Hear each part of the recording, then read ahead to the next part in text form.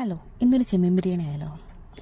Pan വെച്ചിട്ടുണ്ട്, അതിലേക്ക് കുറച്ച് കോക്കനട്ട് ഓയിൽ ആഡ് ചെയ്യുന്നുണ്ട്. പിന്നെ 3 മീഡിയം സൈസ് സവോള അത് നൈസായിട്ട് കട്ട് ചെയ്തിട്ട് ഒന്ന് ഫ്രൈ ചെയ്തെടുക്കാം.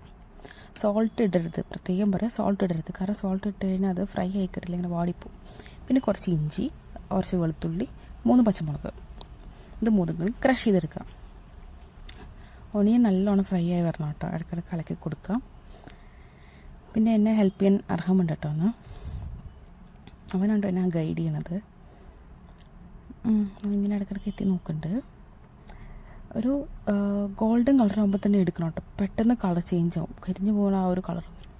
ഈ കളറാകുമ്പോൾ തന്നെ എടുക്കുക, എന്നിട്ട് സ്പ്രെഡ് ചെയ്തിടുക, അല്ലെങ്കിൽ ക്രിസ്പിനെസ് ഉണ്ടാവില്ല. എന്നിട്ട് ആ ഓയിലിനെ കുറച്ച് മാറ്റുക, റൈസ് വെക്കാൻ വേണ്ടിയിട്ട് കുറച്ച് മാറ്റുക. പിന്നെ ഒന്ന് ജസ്റ്റ് ഈ ഇഞ്ചി വെളുത്തുള്ളിയൊക്കെ ഒന്ന് വാട്ടാൻ വേണ്ടി കുറച്ച് അതിൽ വയ്ക്കുക, ഒരു 2 ടേബിൾ സ്പൂൺ. പിന്നെ ക്രഷ് ചെയ്ത് വെച്ച ഇഞ്ചി വെളുത്തുള്ളി പച്ചമുളകിലേക്ക് ഇട്ട് കൊടുക്കുന്നുണ്ട്. ഇത് മമ്മിയുടെ പുതിയ പാനാണ് കേട്ടോ, ഞാനതിനെ വൃത്തിയേടാക്കിയിട്ടുണ്ട്, എന്ത് പറയുമോ എന്തോ. പിന്നെ 3 മീഡിയം സൈസ് തക്കാളി അതും ഇതിലേക്ക് നൈസായിട്ട് കട്ട് ചെയ്തിട്ട് ആഡ് ചെയ്യുന്നുണ്ട്. മറ്റേതിൻ്റെ പച്ചമണം മാറണം കേട്ടോ. പിന്നെ അതിലേക്ക് കുറച്ച് സോൾട്ട് ആഡ് ചെയ്യുന്നുണ്ട്, ഒരു 2 സ്പൂൺ സോൾട്ട് ഞാൻ ആഡ് ചെയ്യുന്നുണ്ട് കേട്ടോ. പിന്നെ കുറച്ച് മഞ്ഞൾപ്പൊടി, പിന്നെ കുറച്ച് മുളക് പൊടി. കാശ്മീരി ഉണ്ടെങ്കിൽ അത്രയും നല്ലത്, ഇല്ലെങ്കിൽ എന്തായാലും കുഴപ്പമില്ല. നല്ലോണം മിക്സ് ചെയ്യാം. പിന്നെ ഫ്രഷായി പൊടിച്ച കുരുമുളക് പൊടി അത് 1 സ്പൂൺ ആഡ് ചെയ്യുന്നുണ്ട്. നല്ലോണം മിക്സ് ചെയ്യാം. നല്ലൊരു ഫ്ലേവറാണ് കേട്ടോ. അപ്പോഴേക്കും ഒരു 1/2 ഗ്ലാസ് മറ്റേ തിളപ്പിച്ച വെള്ളം, ചൂടാക്കിയ വെള്ളം അതിലേക്ക് ആഡ് ചെയ്ത് കൊടുക്കുക.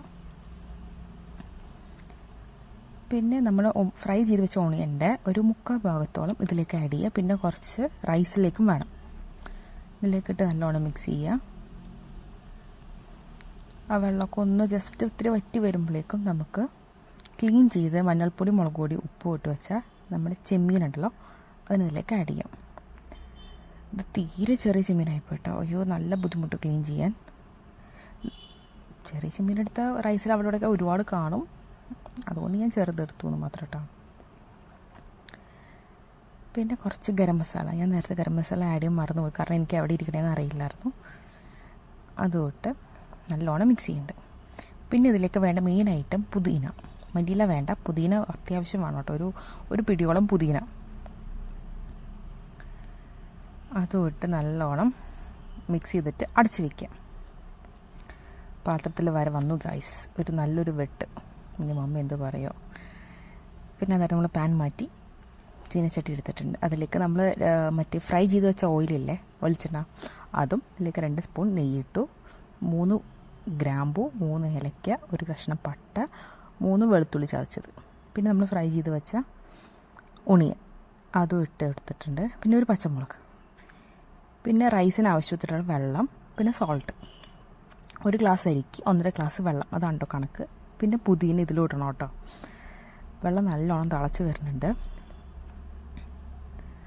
അതിലേക്ക് ഞാനിപ്പോൾ ഇവിടെ യൂസ് ചെയ്യണത് ബസ്മതി റൈസാണ്. ബസ്മതി റൈസ് ആഡ് ചെയ്യേണ്ടത്. നമ്മൾ മിക്സ് ചെയ്യാം.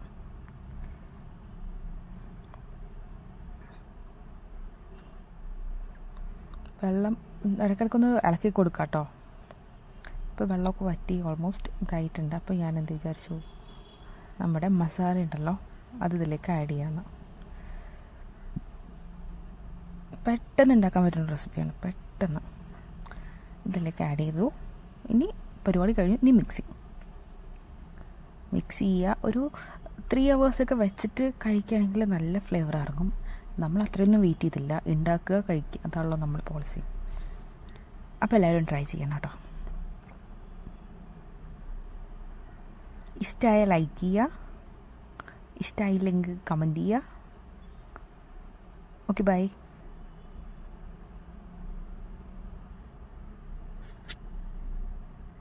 എത്രത്തോളം മിക്സ് ചെയ്യുന്നു അത്രത്തോളം ടേസ്റ്റ് കൂടുന്നാണ് പറയാം.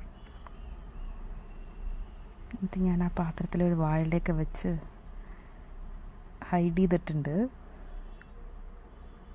അപ്പോൾ ബൈ.